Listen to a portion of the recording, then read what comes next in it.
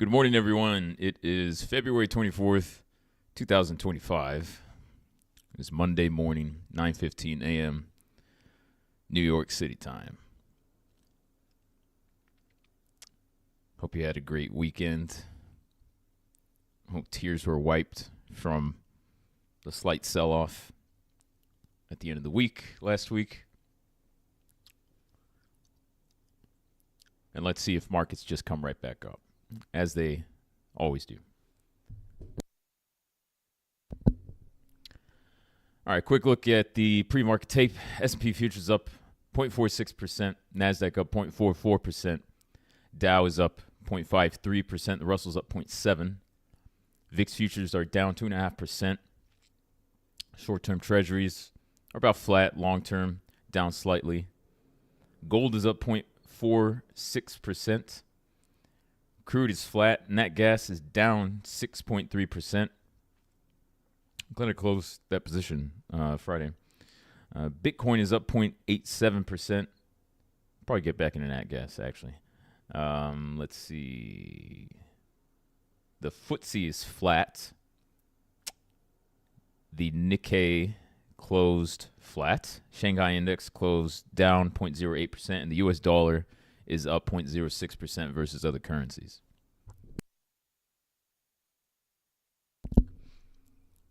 Sol, Signal, King D, how are you guys?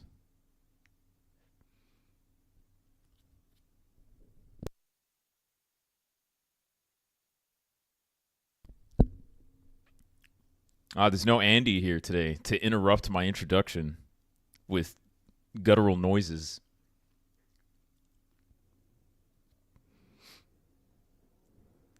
Happy morning day to you as well, brother. Happy morning day. That sounds like something out of like Demolition Man. Anyone seen that movie where they just have these odd terms? Like murder, death, kill, or what else did they say in that movie? You know, the Sly Stallone movie?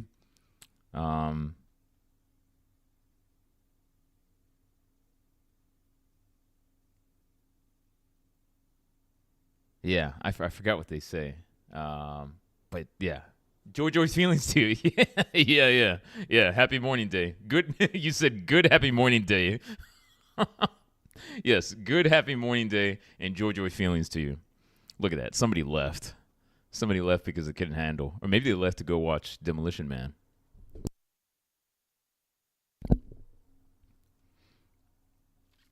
All right.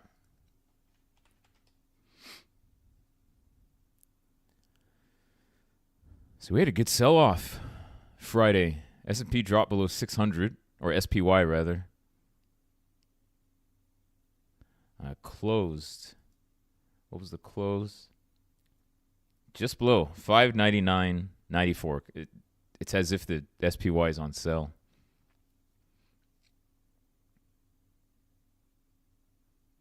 And that was what, maybe a 1.3% sell-off? Kind of missed those. I am still waiting for the big banks to come back, but yeah, they've had prolonged sell-offs in the past. They do seem to let steam off once they've had a big rally, but yeah, obviously always difficult to time.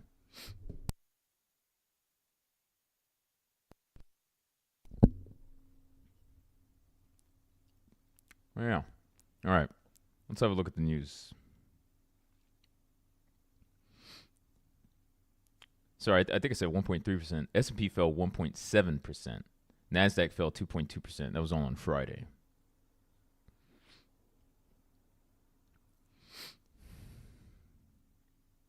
I think, just randomly, I think Palantir stuck to 100. Okay. Yeah, it was about 100. And now it's fallen pre-market. I'd be curious to see, even if it closes that gap. It's got a gap from, what was that, about 83? I think there was another gap too, right? get from 41 to 48. Not that I think, gap trading is law, but you kind of see it more often than not. Stock prices fill the gap.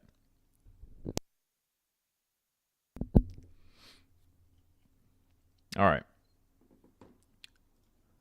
This is the news.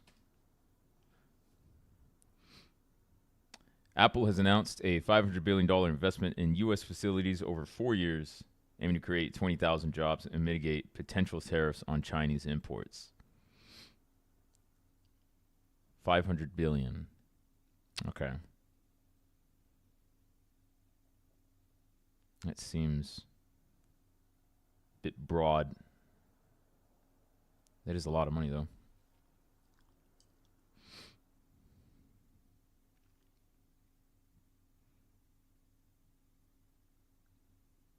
I wonder, is it mostly, let's see, investments include building a production facility for Mac Pro computers in Texas. Okay. So Apple's going to put the U.S. economy on its back.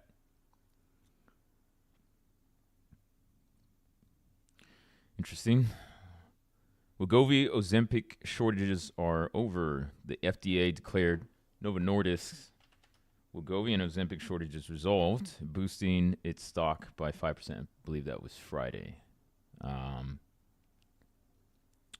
Hims fell over 25% due to expectations for depressed demand for compounded alternatives. Is that right? I stopped paying attention to Hims a while back. Oh man, that looks like a little bubble.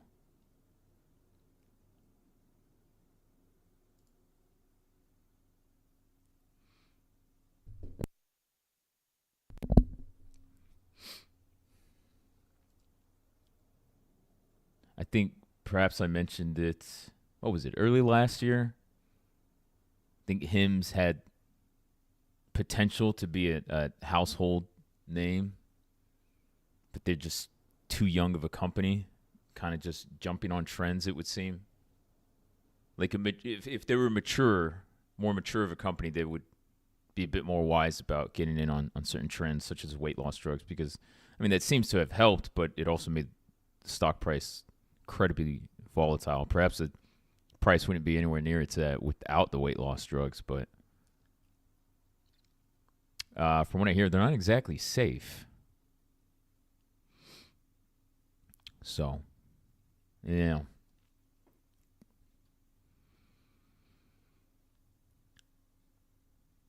Salesforce has signed a $2.5 billion 7-year cloud deal with Google to expand its AI and cloud offerings, countering Microsoft's dominance. The agreement allows Salesforce customers to run AI tools like Agentforce on Google Cloud. Okay, well, Salesforce and Microsoft are competitors.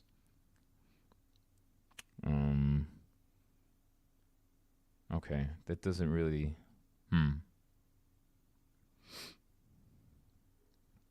That's pretty vague. Let's see. CRM. I don't see anything big. How's Microsoft doing?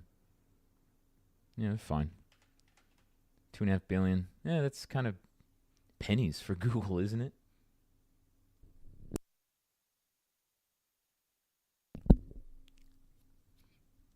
All right. Whatever, Salesforce.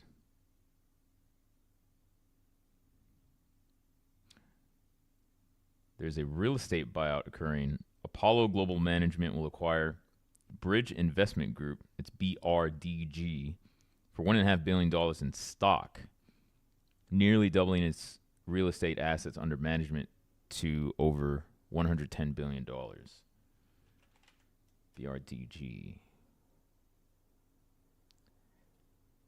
Apollo does like to do its stock deals, which, funnily enough, tends to be bad for the stock.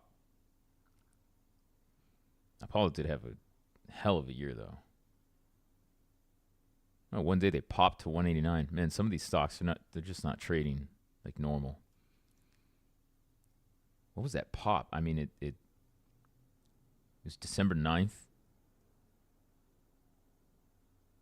went from 177.85 to 189.49. I don't remember the news. And then it more than gave up that gain.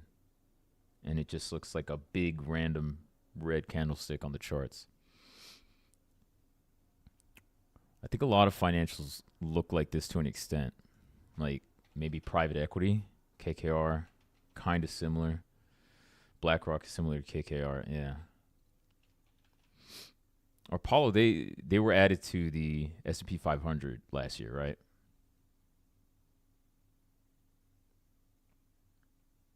That company has not always been great. Actually, I mean, within finance, they've been criticized a lot. And suddenly, I guess over the past year and a half, they were pretty hot stock. And then they were added to the S&P 500, so.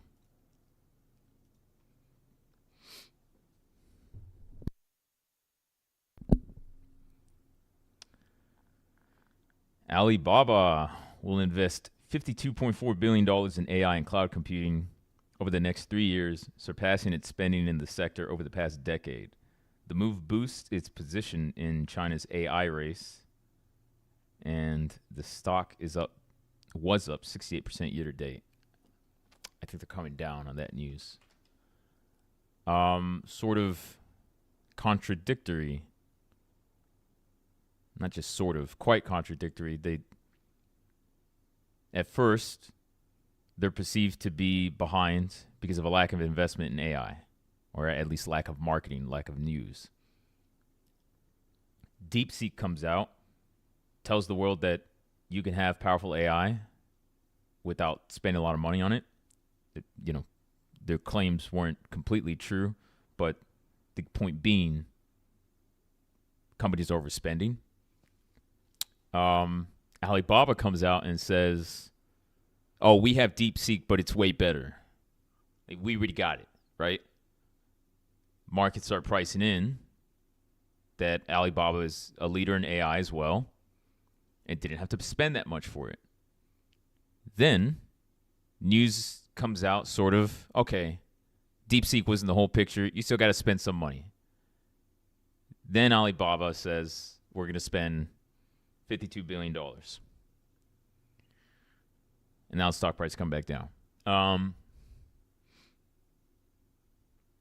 don't really understand that. I'm going to be honest. If I think the takeaway here, I think Alibaba is doing what they feel they need to do. Obviously, there's that marketing, right? Oh, we have DeepSeek, but it's way better. I still think Baidu is in the lead in China.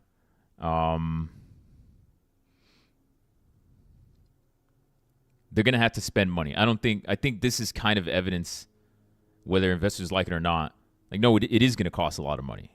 DeepSeek spent more money than they said they did. And yeah, they still needed NVIDIA's chips. So, in other words, China probably can't do it without NVIDIA. And if they can't do it without NVIDIA, they can't do it without spending a lot of money. But now, what with trade wars, they're kind of trying to find workarounds. So, what kind of technology can they get their hands on, if not NVIDIA's high-performance chips? Probably still going to cost them. I don't know if $52 billion is the right figure. It says over the next 3 years. So that's still light compared to companies like Meta and Amazon, Microsoft, Google, right?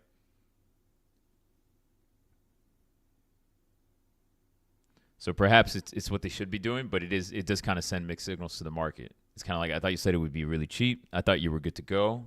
You already had the technology. So, I don't know. Alibaba's had a tremendous move. I mean, it was trading at 68 earlier over the past 12 months. Yeah, so we'll see what happens.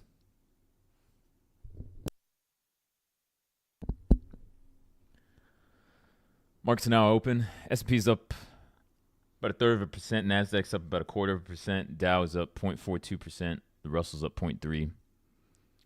VIX futures are down 1.8%.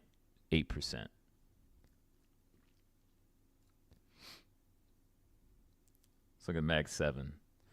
Apple's flat. Amazon's up 0.2%. Broadcom down 0.2%. Google's up 1.25%. Meta is up 0.3%. Microsoft is up about 0.15%. Nvidia's up 1.8%. JP Morgan is up 0.2%. I include JP Morgan because, I don't know. They're a massive company. Tesla doesn't really move like a mega cap. So,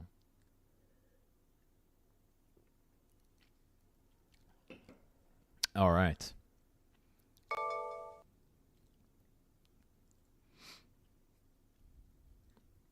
So what else we got? Alibaba's down 7%. Very nice. How's Baidu? Down 1.3%. They had a big move last week. Looks like they gave it all up. Okay.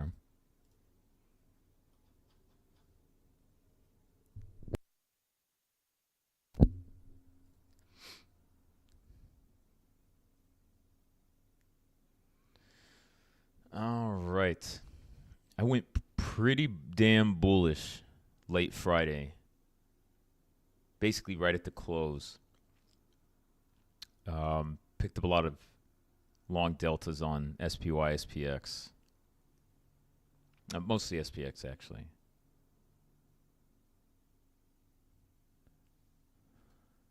I think the markets they'll probably regain the loss. I'd give it to the end of this week. I don't know if we have any big economic information, any big data coming out. I've sort of adopted the Peter Lynch method of ignoring economic data for the most part.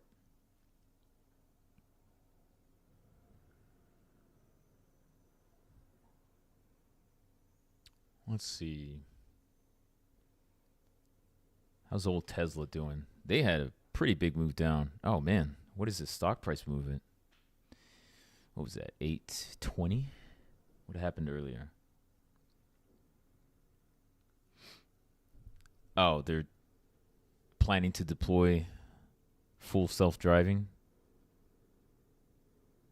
Otherwise, that stock price was headed south. It's probably going right back down.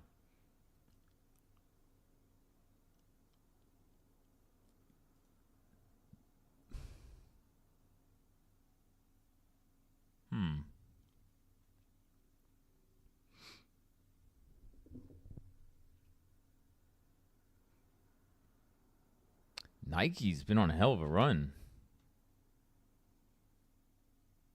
I think, what did we have? That Nike trade is still open, right? Let's see. I'm going to say we. What did I have? Nike. Yeah, so the long, because I closed my Nike positions. The spreads are pretty wide. I would take that close, to be honest.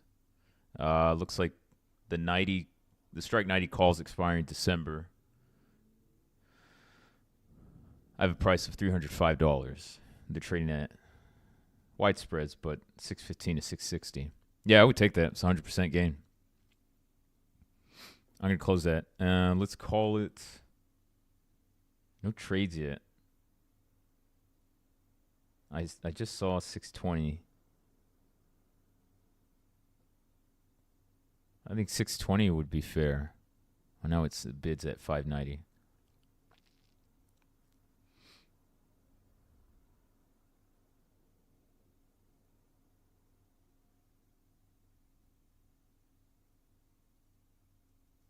Okay, it's narrowing. I would say 620 because the ask is kind of being bumped up a little crazy because I'm not in it. So I'm going to assume 620 there. I'm going to close out that trade.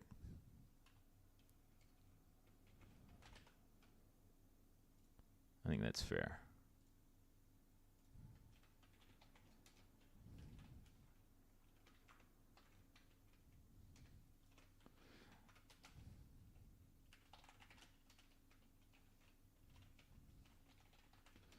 And what is that? 107%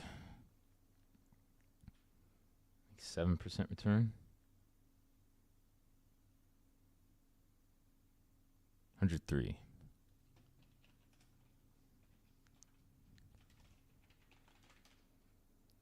And that was just a month and a half ago. Call it 6 weeks.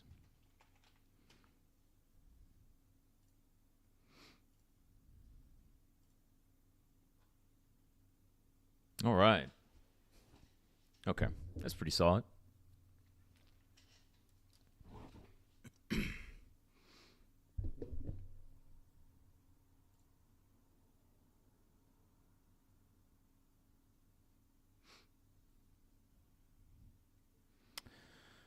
What was the reason for the market fall last Friday? Because people didn't have joy feelings. Let's see.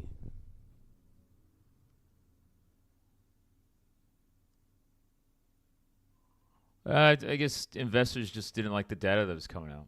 Inflationary fears, pick one. Who knows?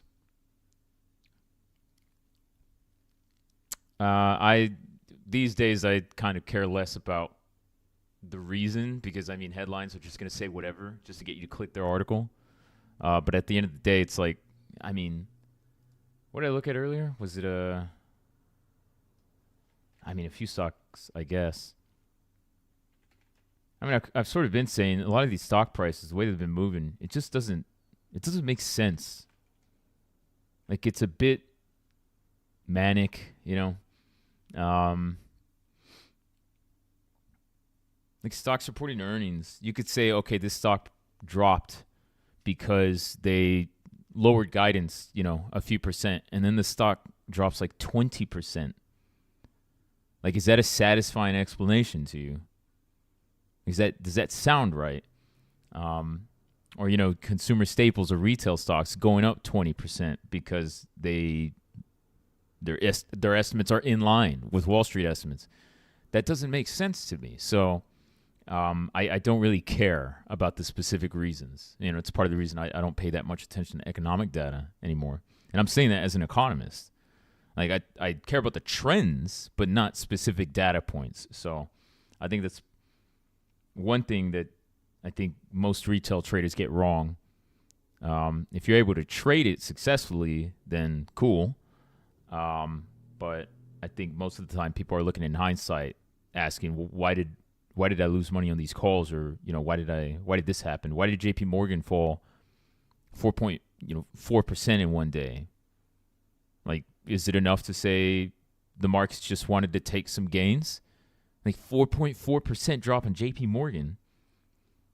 So, yeah, you can look for reasons, but I'd rather spend time looking for trades.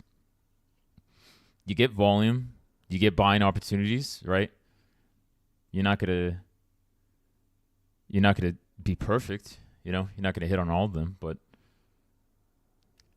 yeah, over the long term, you keep your wits about you and you filter out all the noise. You should be able to focus on making good returns. Speaking of JP Morgan, up 1%. There we go. That's what I'm talking about.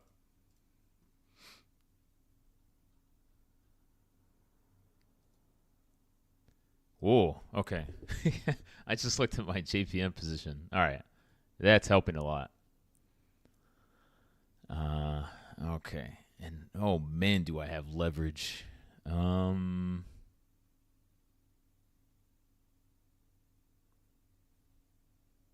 In a good way on JP Morgan, mind you. Okay. Yeah, I went pretty heavy in short term calls on JP Morgan.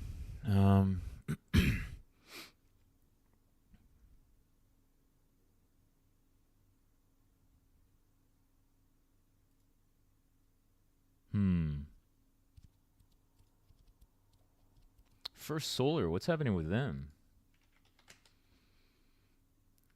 Wait, they have earnings.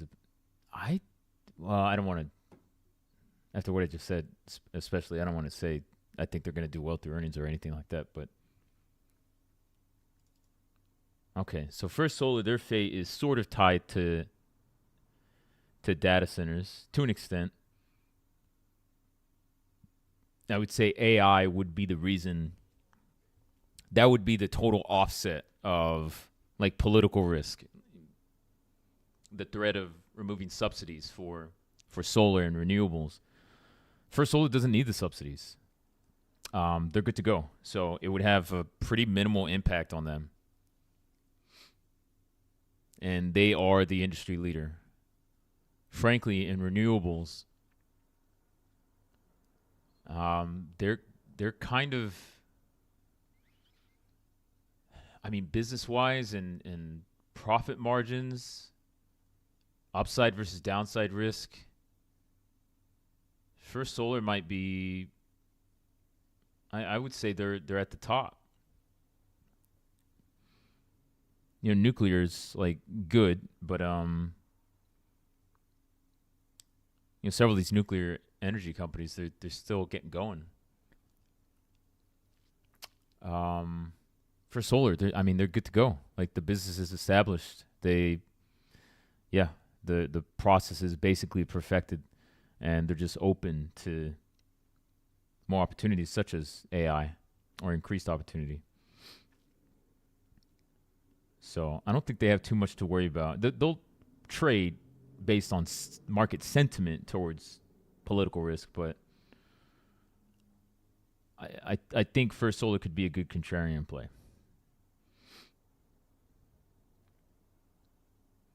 But they are about to post earnings. Let's see. It's tomorrow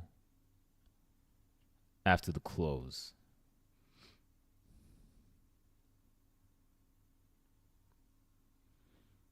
Let's check their valuation real quick.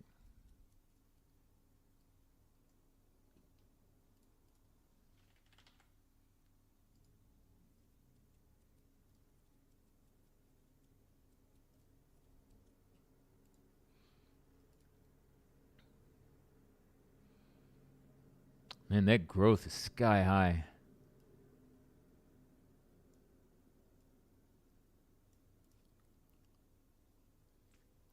%27 growth 2023. About 27 last year. Expecting 30.5% revenue growth this year. So I'm sure they'll be sensitive to changes in estimates or even interest rates, policy. But this company, yeah, I mean, they look to be trading at a good value. I'm pretty sure, somebody correct me if you know I'm wrong, but I'm pretty sure their biggest presence is in Texas, which is ironic.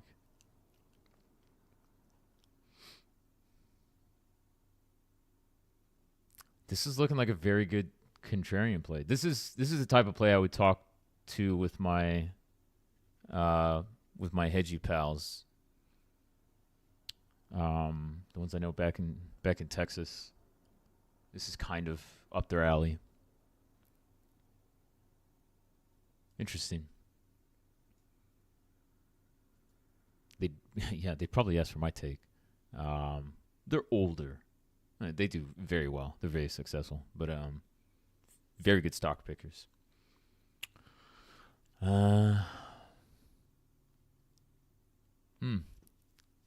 Yeah, they're on my watch list for sure.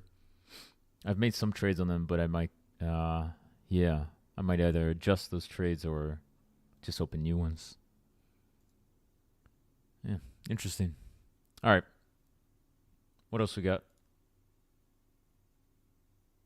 Microsoft is down 1.9%. What just happened?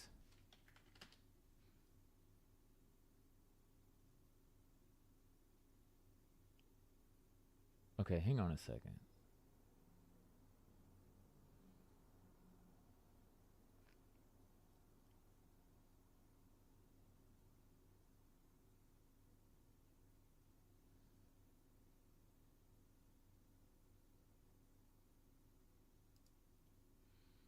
What is this? Earlier report came out, said, okay, I'm buying some call. Let me put it in order for Microsoft real quick. Let's go with the 410s. What the hell is going on with Microsoft?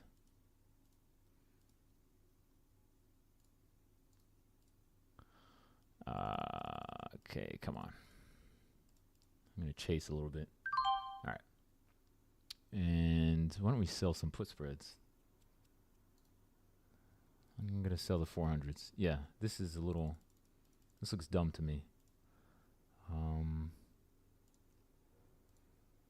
I smell bullshit.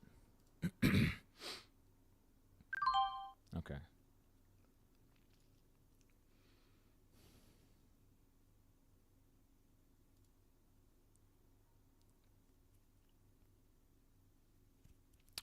Let's mark that trade.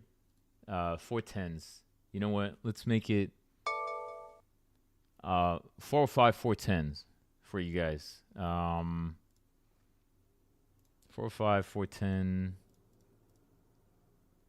Because I like to go safer with you guys. We'll call it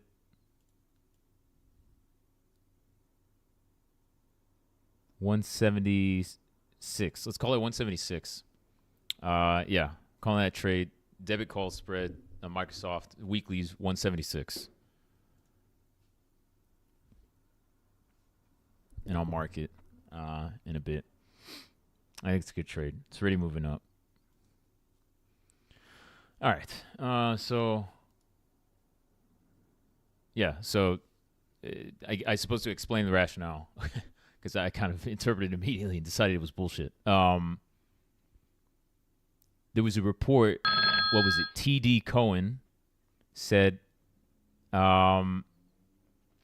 oversupply with data centers is likely, and Microsoft is cutting back on AI data center leases. I thought that was odd. I saw that story earlier today. I thought it was odd because on their earnings, they said, and I think I mentioned it on one of these talks, they mentioned on their recent earnings that they were having trouble keeping up, or they couldn't build data centers fast enough. So to me, that implied, well, one, they're increasing, right? They're not cutting back. But two, there's definitely still like demand for data centers is still outweighing supply, right? It's Microsoft, so I am far more inclined to take what they say at face value. They're a very reputable company. They don't lie. They don't BS. Well, maybe the quantum stuff, it's kind of new. But in terms of guidance and like investment strategy, right? Talk up your product or service or whatever, market the hell out of it because that works. But in terms of, what is your liquidity? How leveraged are you? What are your actual investments? They don't BS about that. Apple, Microsoft, Broadcom, they don't BS. They definitely tell it like it is. So when I saw that story earlier today, I thought it was quite odd. It didn't make sense to me. Frankly, it looks like it moved the stock price. And then I saw other news sources circulating it. I didn't understand it. T.D. Cohen, which is those guys, whatever. Nobody really cares about them. Well, some people do, apparently. They said that they canceled data center leases and that there's oversupply. Microsoft communicated with Jefferies, a much more reputable analyst firm, and they strongly refute any change to the data center strategy. That's pretty incontrovertible. They are saying that it's not true. That's not what they're doing at all. So, yeah, I think that news is bullshit. And if you got in those debit call spreads, they're looking pretty nice already. What was it? Let me put this on the analyze so I can keep up with with the trade.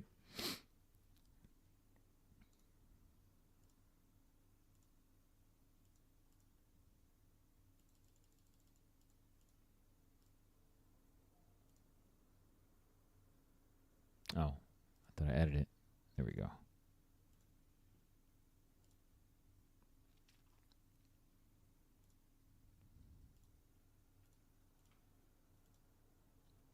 Why would TD shit Cohen say something like that?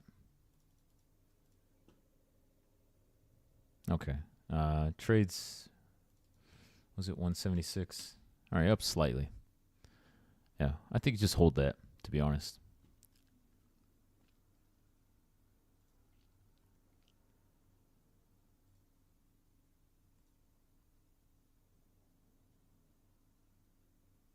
That is kind of shit. I am very bullish Microsoft. So I don't know why that came out. What are they trying to buy the stock? That's just odd. What's going on with JP Morgan? They're ringing. Okay. That is oversold.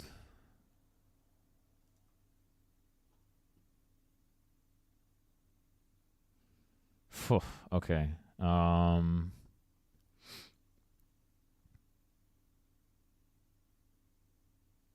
Commits $50 billion from balance sheet for private credit deals. That's good. That's very good. Yes, JP Morgan. I hear you. Okay. Yeah, I think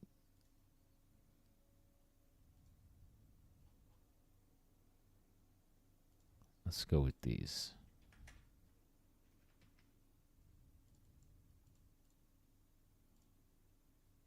Okay.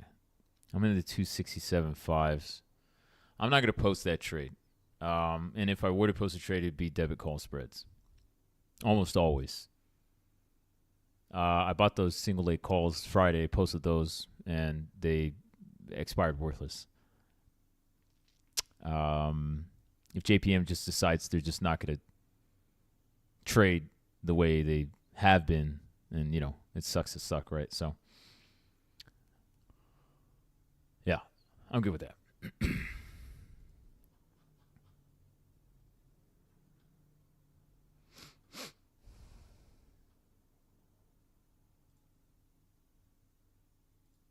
GV is falling. Down 3.5%. So this is all from data center news. S&P's now flat. Nasdaq's down 0.2%. That was up 0.24%. The Russell's down 0.3%.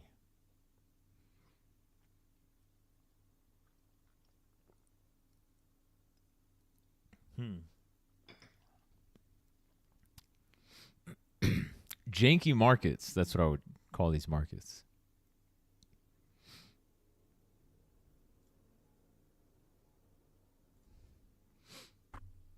Let's see. Canceling. Yeah. Yeah, I'm leaving the spreads open. It's June. You got plenty of time. Yeah, don't freak out just because of one little drop, one little bit of news. And JPM's just keep selling off or what? Oh man, that sound. It's gonna be a day. That sound's just going off. I'm closing Thinkorswim. All right.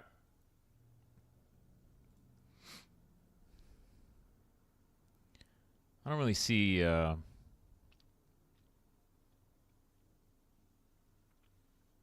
JPM's still moving down.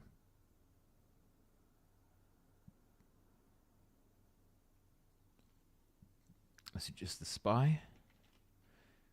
Yeah, SPY's having a good move down. What do we got? What's happening in the news? Yeah, it's this is just downward movement. Interesting. This completely wiped out the pre-market move to the upside. It's over a 0.5% move to the downside, just like that. All right.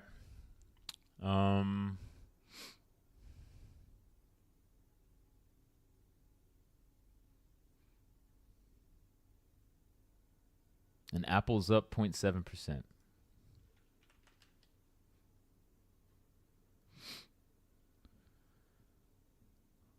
Well, we got dispersion in the Mag 7, so there's that.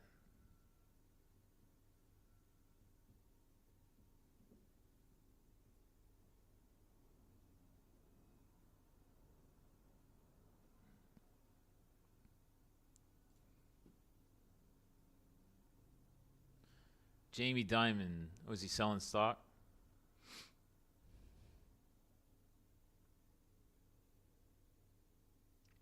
Hasn't he?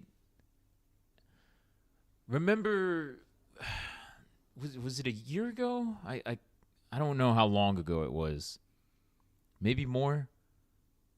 Maybe it's been like the past 2 to 4 years that they've been talking about Jamie Dimon's stock sales.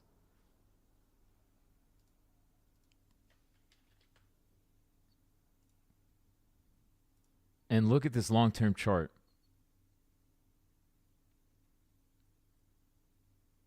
Like JP was down 2022, beat the markets, mind you.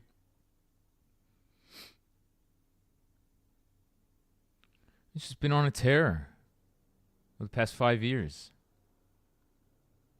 And I remember seeing like news of Jamie Dimon retiring and selling stock over and over and over again.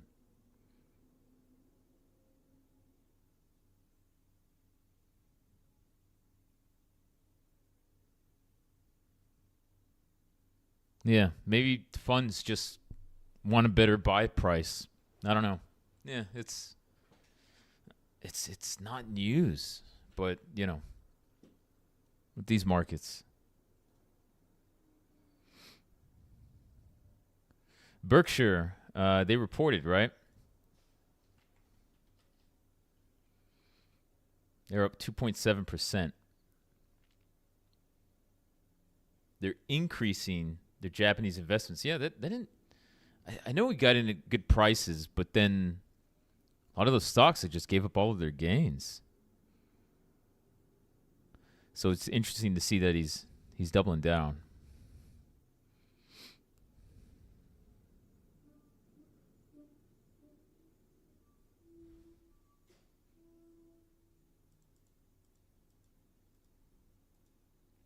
So one of the wealthiest men in the world is doing well. Fantastic. Nothing really to see here.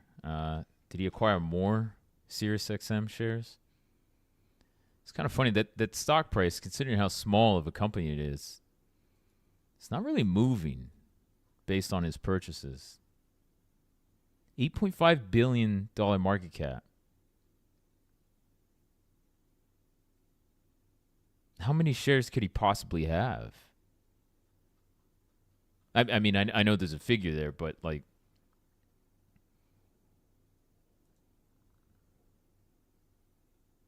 it's almost like if you like this company that much, just buy them. just offer to buy them.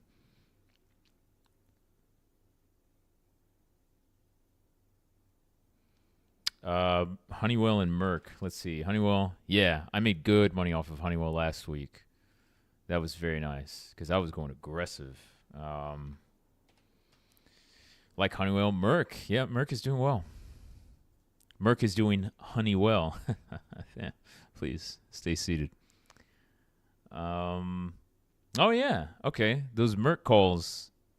Man, we might take some wins this month because we've taken some hits this month on the trades.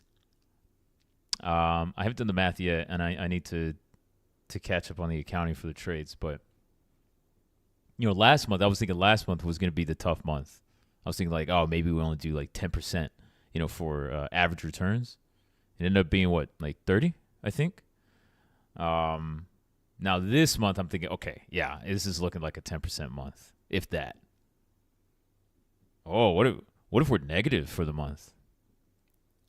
Is everybody gonna call me a fraud?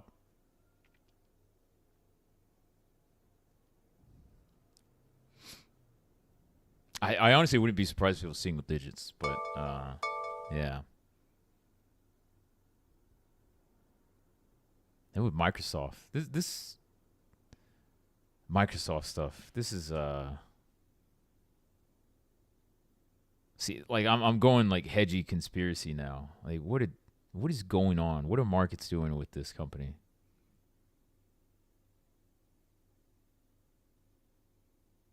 Yeah, that's crazy.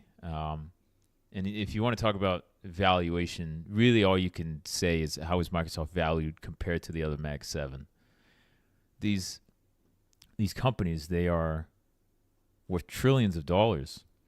What, Microsoft's $3 trillion. This is not a stock. This is a nation. So you just can't value it the same way. You compare it to other nations, Apple, Google, yeah, Nvidia, right? Amazon. So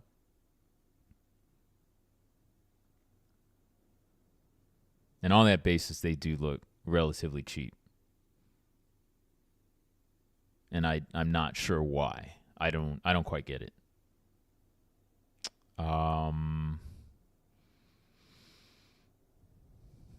Yeah, Merck is looking nice. Those calls are about 68%. Okay.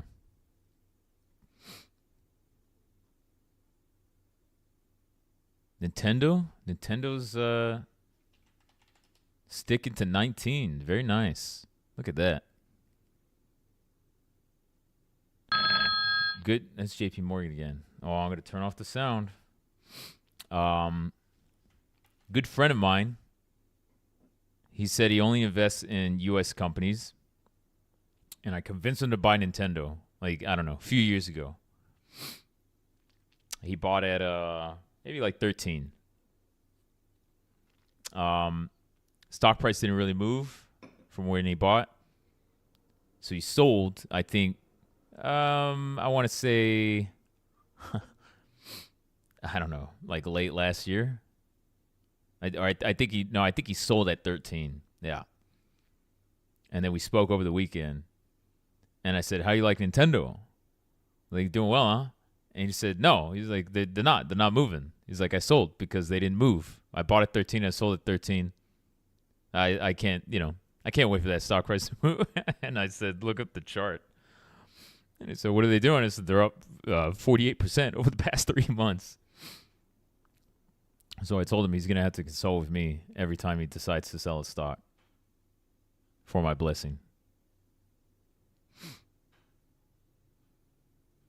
Tesla's dying? Oh, that's good to hear. I love a dead Tesla.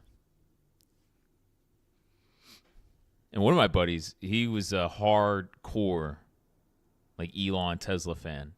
Let's see, is he here? He's not here. Bought back in, he was buying like hand over fist back in like 2000, I don't know, 14, 15, 16. Put it in his Roth. Became like 90% of his Roth. All of his friends, including myself, were saying, please don't do this. You're insane. We're all in an investment group together. He was one of the portfolio managers of the student investment group. He did it. And then years later, he says, see, I was right. And we just kind of, everybody's just like, whew. Like apparently so, right? He got a Tesla, him and his wife, and they have a baby boy. And one day his wife was out, she's working and she's driving around. She's in real estate, driving around, and she goes to charge the Tesla, something like that. And the doors like wouldn't unlock. Like there was a bug, like something was wrong. And she got frustrated and she started, doing that thing. She's a mother and she's like, if I had my child with me, like in the back seat, this is Texas. So it's like 100 degrees, in the summer. And yeah, she's thinking like, fuck this car. Like I'm getting rid of this car. Fuck Tesla, fuck Elon Musk. Like, and she calls her husband, my friend. She's like, we're getting rid of the Tesla. She's like, I'm not. She's just, like freaking out. Like, what if our boy was in there, like at the back seat? The windows are really tough, so they're really hard to break. Like, no. And she just sold it immediately. So, yeah. She liked it. She liked it a lot at first, and then she's like, nope, fuck Tesla, fuck Elon Musk. I think he's still kind of, I don't know. I don't know about after the, the Roman salute. I don't know these days how he feels about it, but yeah. Tesla, no bueno. It's Japanese for Tesla's bad. Good morning. Good morning, Andy. You know, I had this muffin, blueberry muffin, and I feel like suddenly a slight itch in my throat. I'm pretty sure it is 80% sugar, like 10% blueberries, and 10% bread. Like the sugar's nuts. I regret. I'm probably gonna give the rest to my neighbor because this is insane. How about that Robinhood though? I don't know. What are they doing? Just going down.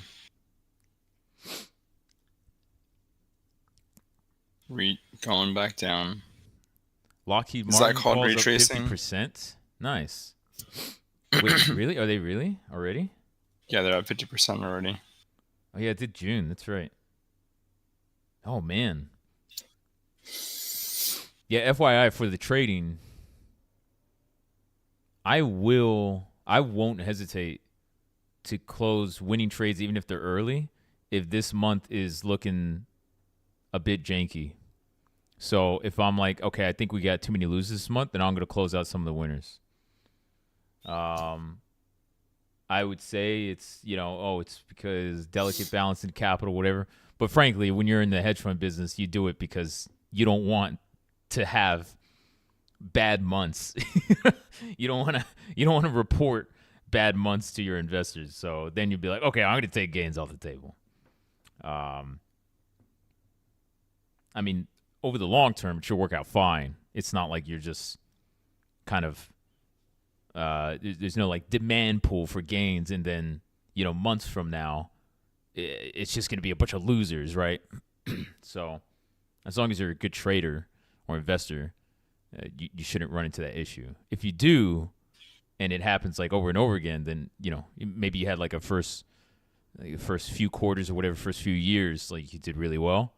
And then over the long term, it's like a lot of long-term trades and investments just start looking terrible, and you can't make any new good trades.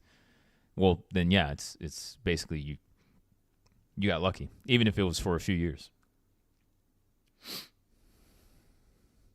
So yeah, so Merck is for January, right?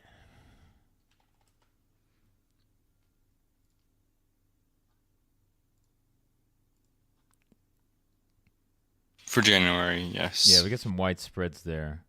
Last trading price was 602.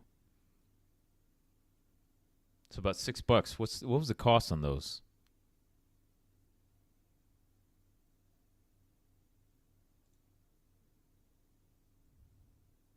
$357.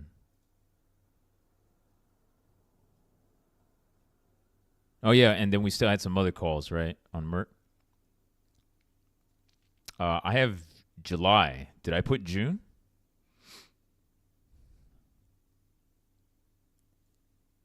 Okay, yeah. All right. So we got some winners coming around. That's good. Yeah, the 110Cs. Okay. So Merck's waking up, which reminds me, I closed Bristol Myers. I want to say it was at 60, but I know I left it open on like that portfolio, that spreadsheet, where I say like, okay, even if I'm opening closing trades, look to the spreadsheet for my, the positions I still consider to be real sizable equity positions. So the Bristol Myers is still on there. But I did mention, I did note that I was trimming. And I think I mentioned I was cutting half. And for relative valuation, it was done. But I said it was still sort of a value play. However, estimates were revised downwards, so I'm closing the rest of that out. So I would say, let's see, was that 57? So I would say cut consider like a half close at 60, and then the rest close now.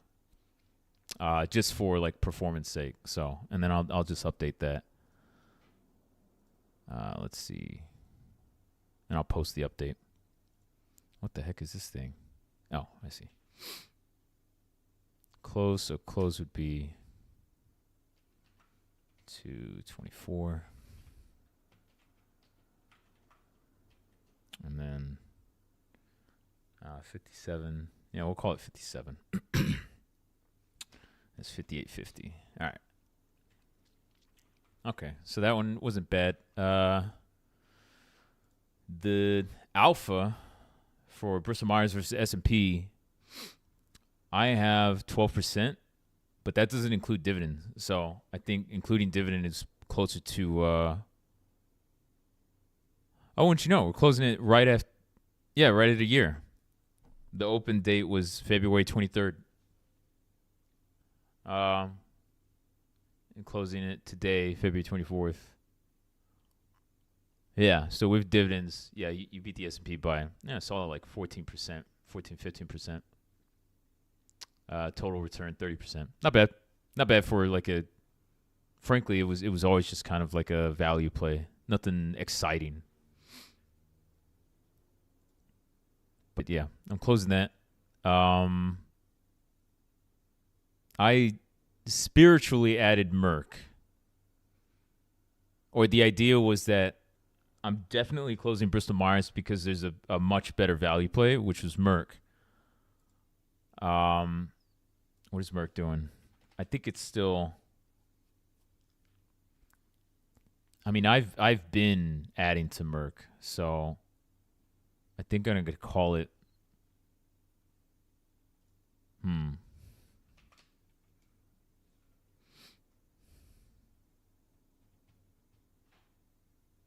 Actually, I don't know if I'm going to add Merck like as a real full position. I do like Merck overall, but I'm trying to stick to stocks that have high growth or are in more interesting like secular trends. So like Novo Nordisk is a good candidate, I think. So yeah, I'm gonna have another look at those. How's UNH? UNH is doing well. Yeah, I picked up a few hundred shares at like 441, 442. Yeah, UNH is solid. Okay.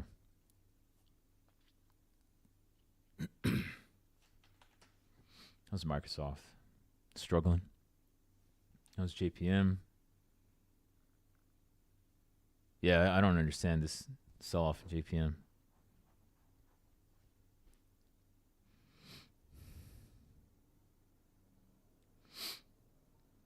Frankly, I don't quite understand the scare. I don't get why markets treat CEOs. They treat like all CEOs of major companies for the most part like they're Steve Jobs. And if they leave, like the company dies with them, Case in point, look at Amazon. Look at Amazon, Google. Google's doing better. And the current CEO is far less of a marketer. Microsoft, Microsoft's a great example. Yeah, I don't think for these companies, I don't think CEOs really matter. Jamie Dimon is like, he's kind of like the Fed, right? And how he impacts markets, but yeah, I wouldn't be worried about JP Morgan. Like at all. So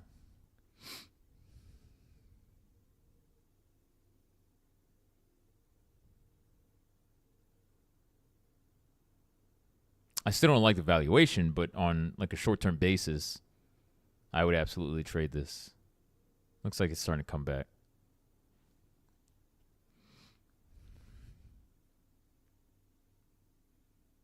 Man, it was so oversold last Thursday.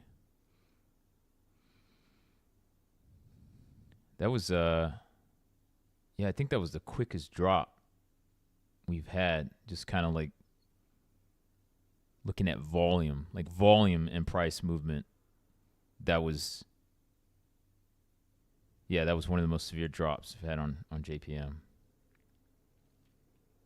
We haven't had a drop like that since earnings on April of last year, which was a good buying opportunity. A great buying opportunity. All right. Okay. Yeah, I would say Pepsi came back to life. How are they doing? Oh, look at that. Oh, man. Yeah, they really did. That is a hell of a move.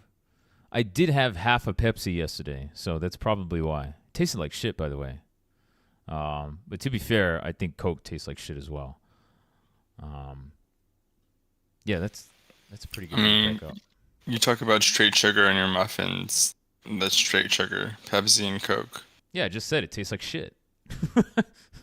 Yeah. I didn't drink it because I wanted to. I drank it because I felt really bloated after eating Korean fried chicken, and carbonation, it helps. But they didn't have anything else. They just had Pepsi. It was literally the only carbonated beverage they had. Otherwise, I would have my go-to carbonated beverage, bar none, not even close, Topo Chico. Topo Chico's king. I don't care what anybody says. If you say there's some other carbonated water that tastes better, you're probably a Nazi. I'm just gonna tell it like it is. Who knows? Who respects the Topo Chico? I love Topo. I've loved Topo for years. That's the best, man. It's just all it is. It's carbonated mineral water. There are no additives. There's no fake sugar. None of that crap. No stevia. Like the stevia, frankly, to me makes it taste like I don't know, like plastic or something. It's gross. I don't know how people don't taste that, but it's to me it's gross. Yeah, Topo Chico's the best. There's no flavoring. There's no. I mean, they have the good. flavors, but you can have. Oh yeah, you can have like grapefruit or lime. Yeah, lime, whatever. Yeah, and those are good. Those are good too. But yeah, they don't have the fake sugar, and yeah, the regular, like the plain, it's just good. I don't know.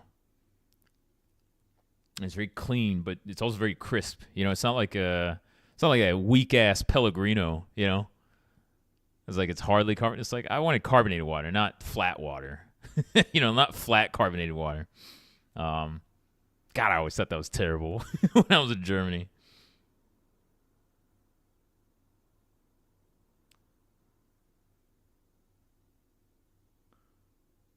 So anyway, if you don't know Topo Chico, you need to attain some culture. Has anyone watched the movie Margin Call? Yeah, and it's terribly uninteresting to me. Like they try really hard to get you to care about the financiers that crash the markets. It's like, this is a drama, and I'm like, this is terribly boring. Like that was just my work. It's like I don't know. It's like if you work in like a corporate office setting, like in cubicles, just like blank walls and blank stares in people's faces. That's all you do. And then they make a movie about it, and they're like, this is drama. Like this company is not doing well or whatever. There's something going on with this company. And people are like, wow, very interesting. You're like, that's not interesting at all. It's terrible. That's just your job. Oh, wait, they did make a show like that. It's called Severance.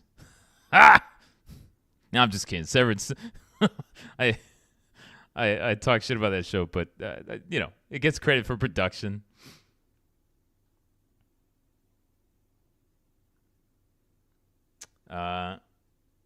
Yeah, Topo Chico's. I used to stock up on them too.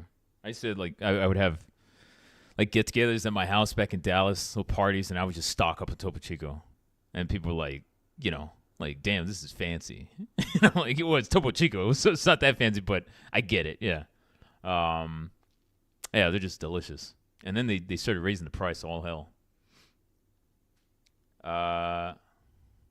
Add some and salt? You mean lime and salt? To cure a hangover. Oh. Yeah, sure. Why not? But yeah, Topo Chico's delicious. All right. I'm going to call it a day. It's actually quite nice outside. It's sunny. It's low 40s. It's been, like in the 20s and gloomy. So, yes, I'm going outside, which is the opposite of what I'm doing right now. So, All right, enjoy. yeah, well, quick look at the tape before I go. Let me glance at YouTube real quick. All right, 7 people on YouTube are dead silent. I'm just gonna say, here we go. See if they respond. There we go. Sup, YouTube people. All right. S&P's down about 0.2%. Nasdaq's down 0.63%. Dow is up 0.24%, unchanged from earlier. Russell is down 0.46%. VIX futures are now about flat. Treasuries are flat. Gold is flat. Crude is up 0.24%. Nat gas is down, still down about 6.2%. Bitcoin is flat. And the US dollar is now flat against other currencies. Everything suddenly looks flat. All right. That's all I got. Yeah, for you active trading guys, just know, I think I mentioned, or I did mention, I'm in the process of winding down my fund. So the trades are going to be less frequent, but, so not too many short-term trades. If there are, they're going to be very specific, and I'll say when I enter, but I won't always immediately say when I exit. So just, if you're up like 50%, then maybe you take it, right? Or maybe you're just like 30%. It's good enough for me. I'm just going to exit when I exit, and if I can't annotate it at the time, I will say later. I'm not going to do that hindsight bullshit and always pick like, the best price ever and then be like, look at my metrics, Captain Hindsight. But just FYI. So, yeah. And then the other trades, longer term trades, those, I don't know. I might just tell you guys, yeah, just have your price targets and close them when you feel like it. Roll them when you feel like it. I think, obviously trade exit matters. And then for the sake of the channel performance, people, I'm sure, are quite concerned with long-term performance, right? Not that you're copying my trades, of course, but yeah. So I mean, for sake of long-term performance, like true performance, you want to see record of it, and I'll still show those at the end of each month.